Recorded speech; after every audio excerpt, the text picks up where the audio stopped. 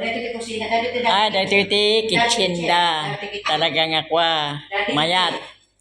Talaga ti kusina ko man dalawa nga talaga. Dalawa yan.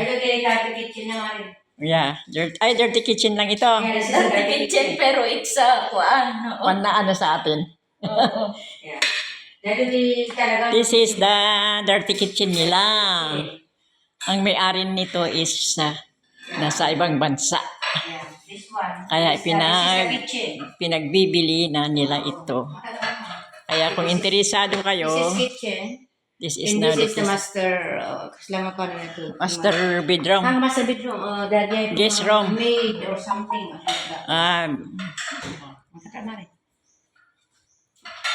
Yeah, for the katulong or for the driver. Yeah. Ayan, this is kasi walang nakatira. With the washroom. Yeah, with the toilet, washroom. And this is the living room.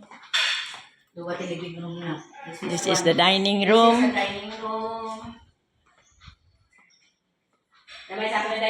This is the living room. Yeah, this one. See how beautiful. Because no one is living. Yeah. The other living room. They have 2 living room, but it is very, very malaki. Papakita ka nakakubot ang amin. The very nice. See, the ceiling is good. Beautiful.